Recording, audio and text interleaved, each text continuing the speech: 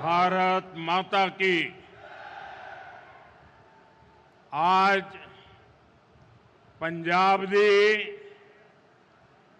इस गुरुआं पीरां दी धरती ते तुहाडे सारियां दे बीच आके मैनू मान महसूस हो रहा हो।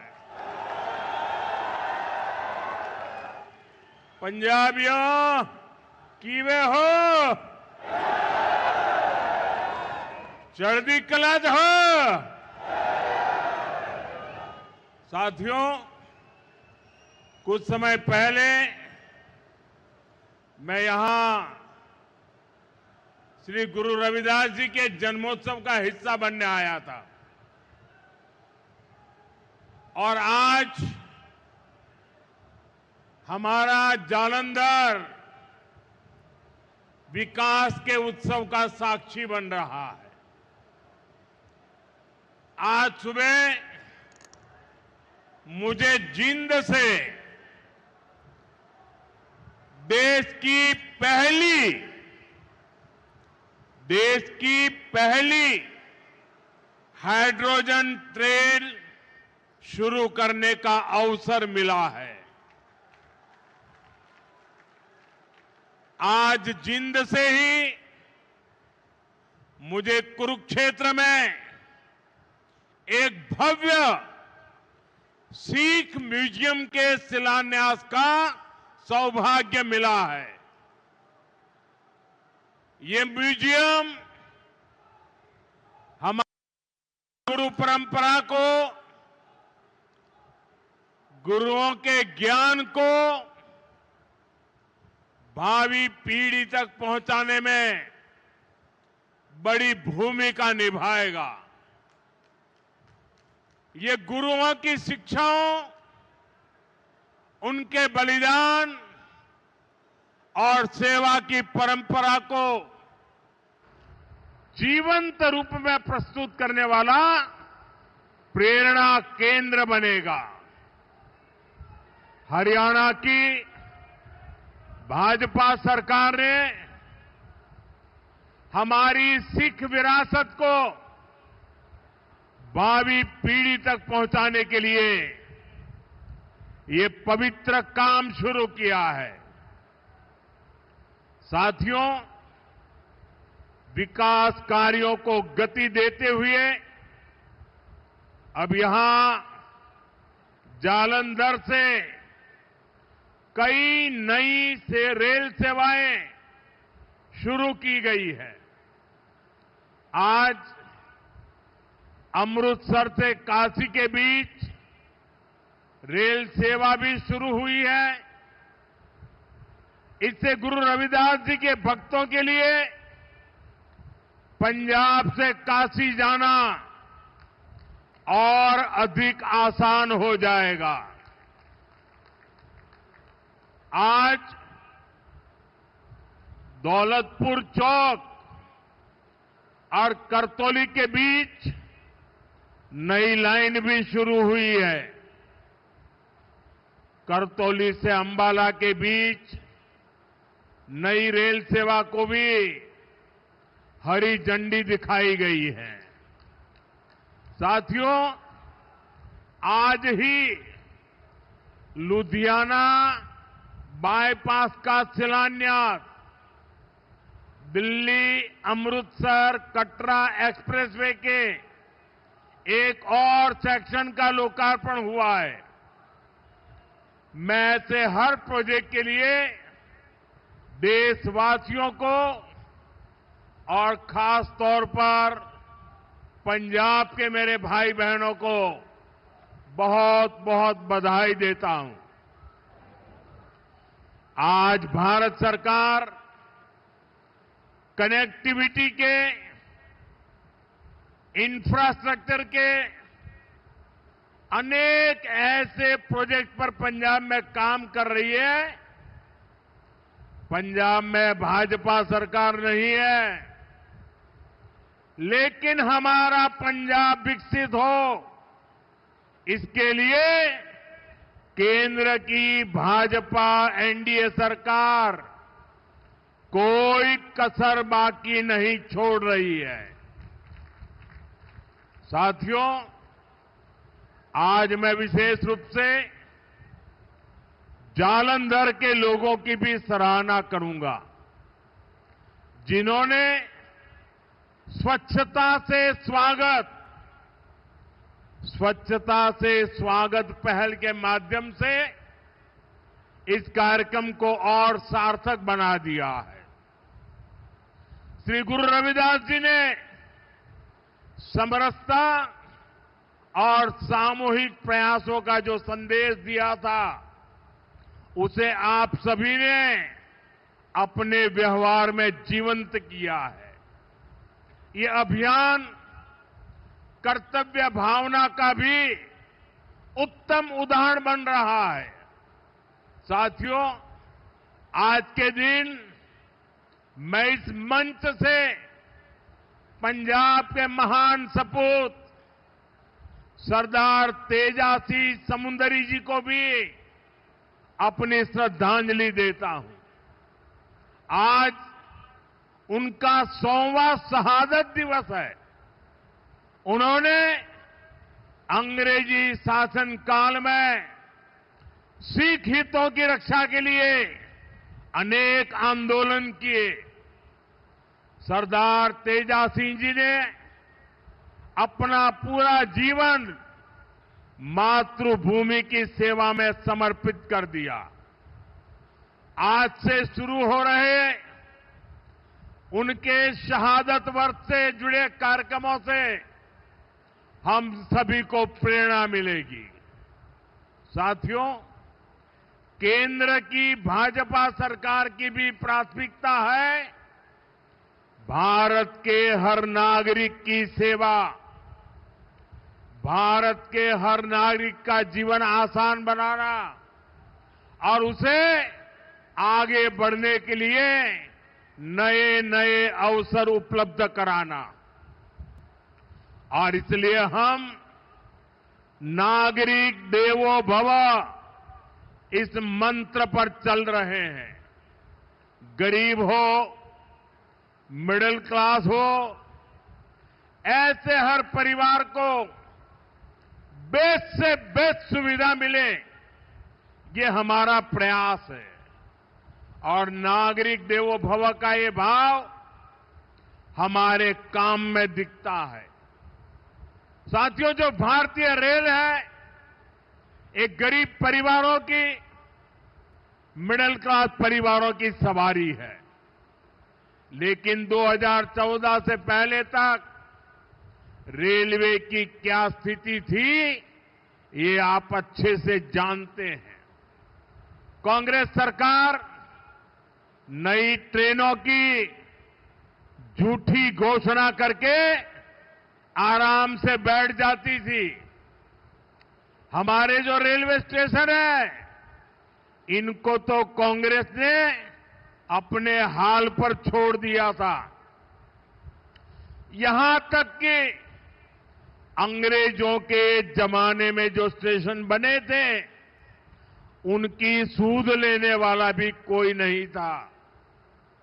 साथियों, भारतीय रेल का नेटवर्क इतना विशाल है कि रोज उसमें जितने यात्री सफर करते हैं, उतनी तो कई देशों की आबादी भी नहीं है। रेलवे के विकास के जो काम आज हो रहे हैं, ये 30-40 वर्ष पहले हो जाने चाहिए थे। लेकिन पहले की सरकारों की प्राथमिकता में ये काम था ही नहीं। गरीब और मिडिल क्लास को भी सुविधा चाहिए, इनको भी साफ सफाई चाहिए, इनके समय की भी एक वैल्यू है। ये पहले की सरकारें चर्चा तक नहीं करती थी। साथियों, ऐसी सोच से विकसित भारत नहीं बन सकता था। इसलिए बीते वर्षों में भाजपा सरकार ने स्थितियों को बदलना शुरू किया। आज पूरे देश में रेलवे स्टेशनों का कायाकल्प किया जा रहा है। अमृत भारत स्टेशन स्कीम के तहत 1300 से ज्यादा रेलवे स्टेशन को आधुनिक बनाया जा रहा है और इनमें से कई स्टेशन पर काम पूरा हो चुका है। आज ऐसे ही 75 स्टेशन का लोकार्पण किया गया है। साथियों, जब आप यहां जालंधर कैंट स्टेशन में जाएंगे तब आपको एहसास होगा कि वाकई हमारा देश विकसित राष्ट्र बनने की ओर बढ़ रहा है। ये केवल स्टेशन नहीं है, ये एक प्रकार से सिटी सेंटर है। जालंधर कैंट स्टेशन आधुनिक भी हुआ है और उसकी कैपेसिटी भी बहुत बढ़ गई है। ऐसे ही आनंदपुर साहिब, मुक्तसर और साहिबजादा अजीत सिंह नगर स्टेशन का भी कायाकल्प हो गया है। साथियों, हमारे नए रेलवे स्टेशन व्यापार कारोबार का भी माध्यम बन रहे हैं। यहां जो लोकल कारीगर है, विश्वकर्मा साथी है, महिलाओं के सेल्फ हेल्प ग्रुप्स हैं, उनके उत्पाद स्टेशन पर बिक सके, ऐसी व्यवस्था बनाई गई है। और ये अमृत भारत स्टेशन हमारी विरासत, हमारी धरोहर के दर्शन भी कराते हैं। अब जैसे जालंधर है, यहां की पहचान स्पोर्ट्स से है, खेलकूद से है, तो जालंधर कैंट स्टेशन में पंजाब की खेल परंपरा और लोक संस्कृति के दर्शन होते हैं। आप आनंदपुर साहिब स्टेशन जाएंगे तो वहां तख्त श्री केसगढ़ साहब की झलक दिखाई देती है। कालका स्टेशन पर श्री काली मंदिर के दर्शन होंगे। यानी हमारे स्टेशन अब हमारी संस्कृति, सभ्यता के प्रतीक भी हो गए हैं। साथियों, हम अपने पूर्वजों से प्रेरणा लेते हुए, उनका मान बढ़ाते हुए ही एक सशक्त राष्ट्र बन सकते हैं। इसी पवित्र भाव से ही आदमपुर एयरपोर्ट का नाम श्री गुरु रविदास जी महाराज जी एयरपोर्ट किया गया है और चंडीगढ़ इंटरनेशनल एयरपोर्ट पर अब शहीद भगत सिंह इंटरनेशनल एयरपोर्ट के नाम से जाना जाता है। और ये काम भाजपा सरकार ने किया है और हमें इस पर गर्व है। साथियों, ये धरती शेरे पंजाब महाराजा रणजीत सिंह की धरती है। महाराजा रणजीत सिंह के शासन में खुशहाली भी थी, सुरक्षा की गारंटी भी थी और समाज में सद्भाव भी था। लेकिन पंजाब में आज क्या हो रहा है, ये किसी से छिपा नहीं है। यहां विज्ञापनों के दम पर विश्वासघात की तस्वीर छिपाई जा रही है। आज पंजाब में कानून व्यवस्था बेहाल है। कब कहां गैंगवॉर हो जाए, किस दिशा से गोलियां चलने लगे, कोई कह नहीं सकता। यहां व्यापार कारोबार करना मुश्किल हो गया है। सरेआम लोगों से फिरौती मांगी जा रही है। पुलिस थाने तक सुरक्षित नहीं है। आए दिन थानों पर अटैक होते हैं और सबसे दुखद तो ये है कि पंजाब का भविष्य भी बर्बाद किया जा रहा है। नशे के सौदागर खुलेआम घूम रहे हैं। पंजाब के युवाओं को नशे के दलदल में धकेला जा रहा है।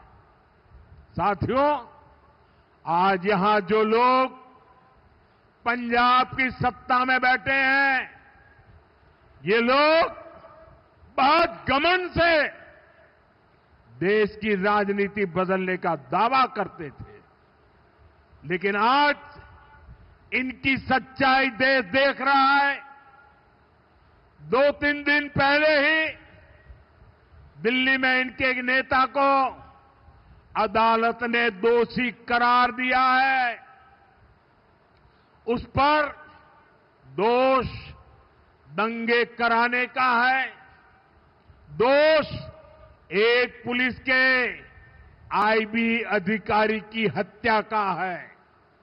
और इन लोगों की बेशर्मी देखिए, अदालत ने सबूतों के आधार पर फैसला दिया, लेकिन ये लोग कोर्ट के फैसले पर सवाल उठा रहे हैं। ये लोग अदालत के फैसले भी मत मजहब उसमें भी ढूंढ रहे हैं, क्योंकि इनके वोट बैंक का सवाल है। साथियों, कुछ दिन पहले ही गुजरात में इनके एक एमएलए को कोर्ट ने 7 साल की सजा सुनाई है।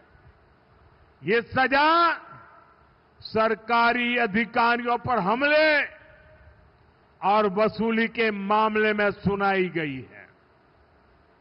वसूली, उगाही, अवैध कब्जे, ये सब इनकी राजनीति का ट्रेडमार्क बन चुके हैं। ऐसे ही अनेक मामलों में कई सारे लोग तो अभी जमानत पर बाहर चल रहे हैं। यहां पंजाब में ही देखिए, जिसको स्वास्थ्य मंत्री बनाया उसको घूसखोरी के चलते बर्खास्त करना पड़ा। एक मंत्री पर मनी लॉन्ड्रिंग जैसे गंभीर आरोप है। इनके एमएलए घूस लेते हुए रंगे हाथ पकड़े जा रहे हैं।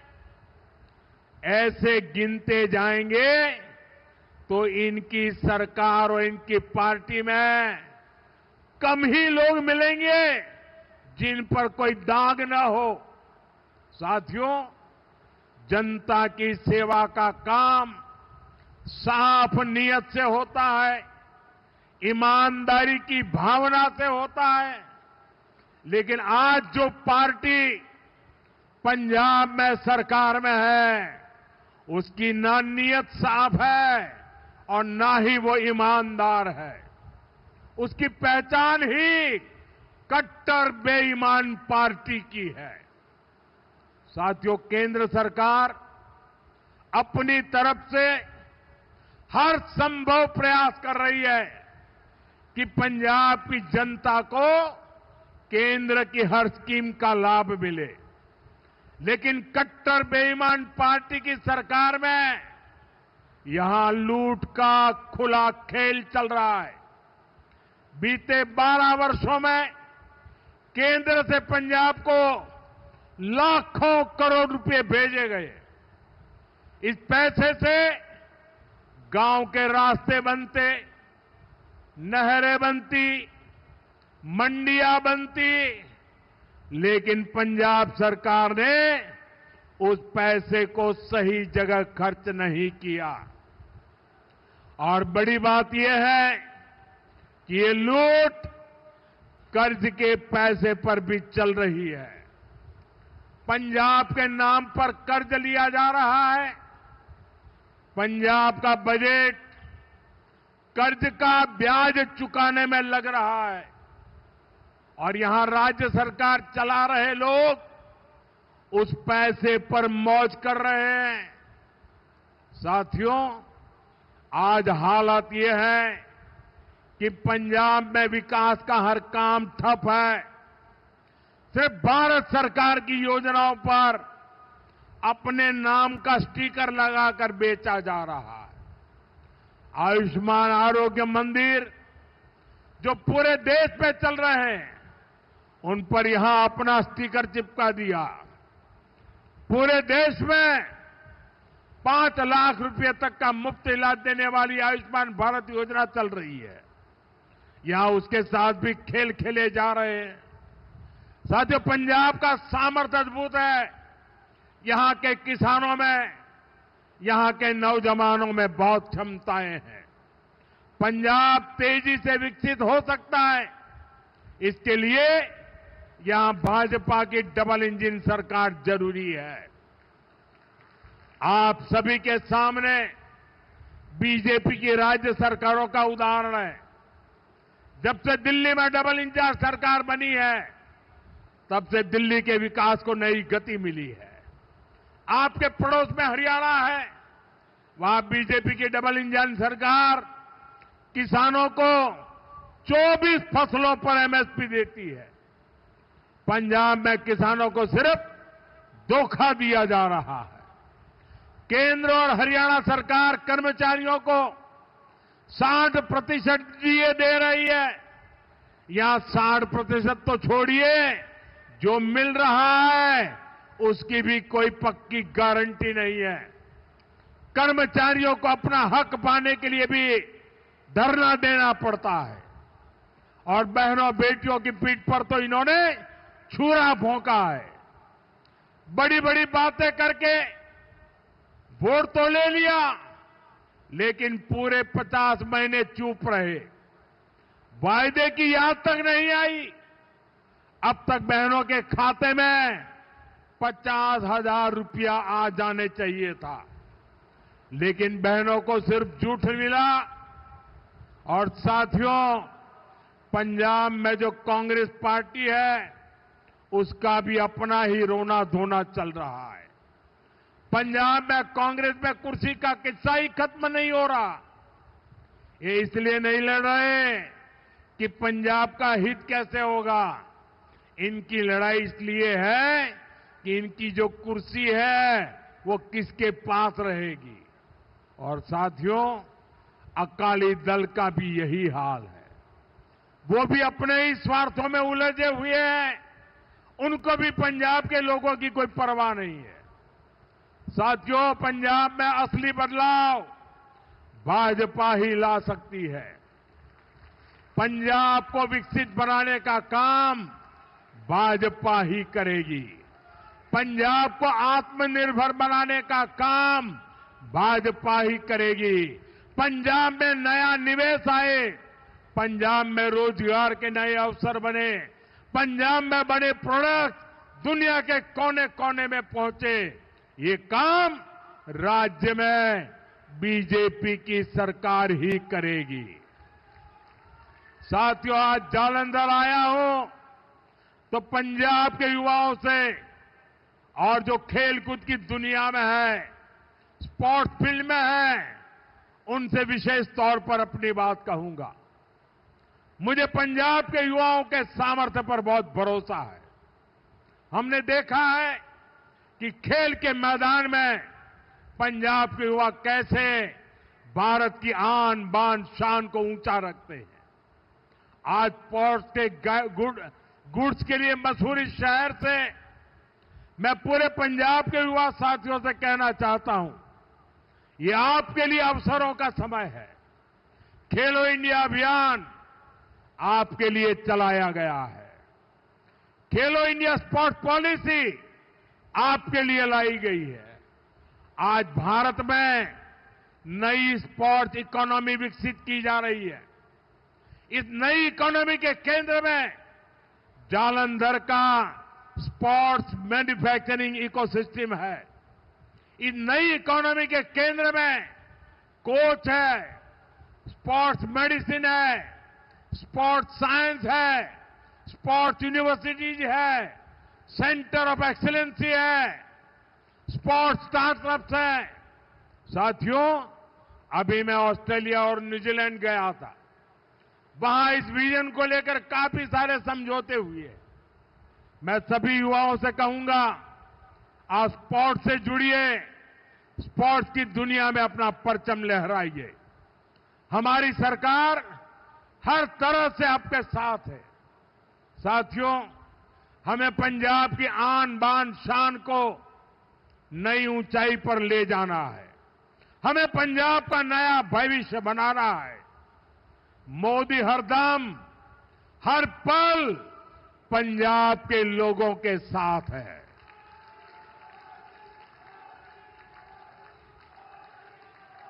साथियों, फिर एक बार सभी मेरे पंजाब के भाई बहनों को इन विकास कार्यों की बहुत बहुत शुभकामनाएं। मेरे साथ पूरी ताकत से बोलिए, भारत माता की, भारत माता की, भारत माता की, भारत माता की। वंदे वंदे वंदे वंदे वंदे वंदे। बहुत बहुत धन्यवाद।